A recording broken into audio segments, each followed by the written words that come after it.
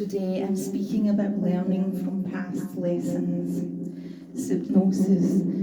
Paul's letter to the Corinthians teaches us the wisdom of reflecting on our past through the lens of the lessons it taught us and how a life of spiritual discipline and growth deepens our relationship with God. The Corinthians 9-10. The Apostle Paul wrote 1 Corinthians, a letter to the Christian community of Corinthia, a city in the Roman Empire known for its cultural diversity and bustling economy, like our modern major cities. Corinth was a hub for a wide variety of beliefs, philosophies and lifestyles, a challenge to those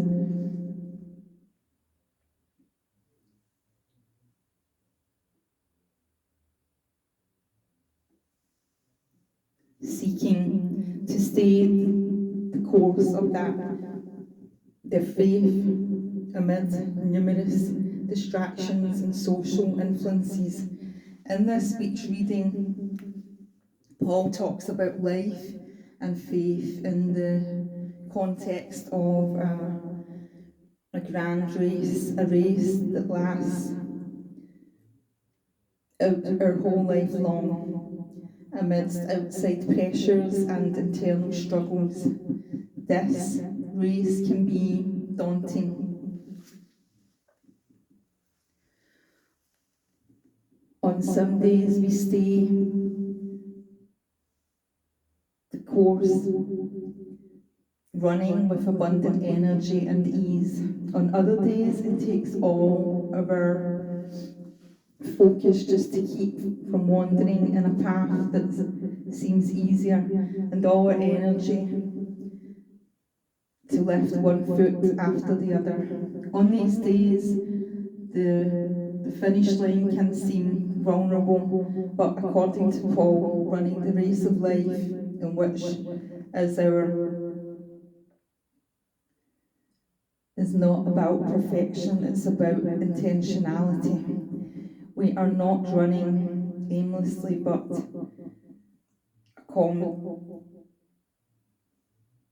recommitting daily to keep travelling this road with Jesus and growing from.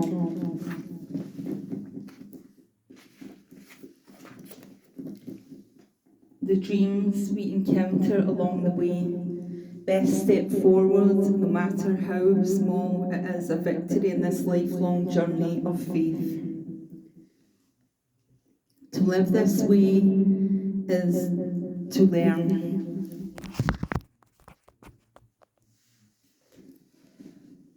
To live this way is to learn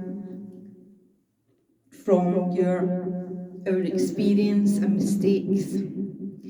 The challenge as we face in our daily lives, pitfalls, obstacles and unexpected turns can easily throw us off course. Still, each day is an important leg of the race. So we engage with intention and determination. But on the days when we make a mistake, a misstep, it is not game over. Rather, we are called to learn from these experiences so we have greater wisdom and resolve the next time we encounter them. As Paul writes, I discipline my body like an utilizer,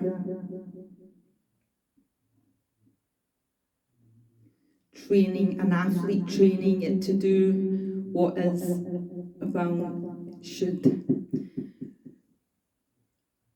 Much like a marathon, our spiritual journey requires preparation, focus, and the ability to learn from each stumble to avoid future falls.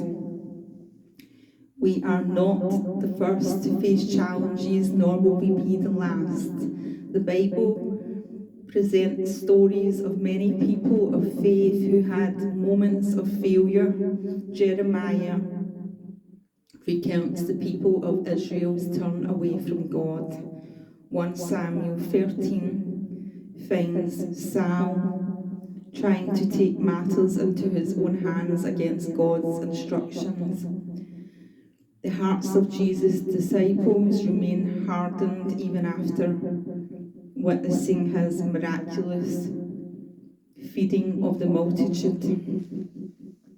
Likewise, each of us has mistakes and misdeeds that we wish we could undo. We need not be ashamed of our past. Instead, by reckoning with it, we come to see that God was with us through it, and God will continue to bring us through in the future. In this way, mistakes become less like bad report cards and more like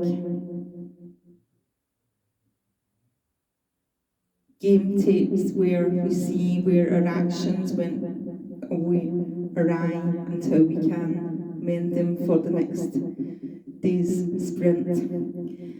As we enter into this week, let us consider the lessons we have learned from the past and adapt a teachable posture as we push forward into the future. May we meditate on Scripture's wisdom and step by step run with intention and focus towards the newness available to us through Christ. Amen. Now I want to ask some questions to reflect upon. Consider faith as life's grand race. What pulls you off course? Are there distractions, subtle or obvious? Reflect on the last time you strayed from God's path. What did you learn from that experience that could help you grow?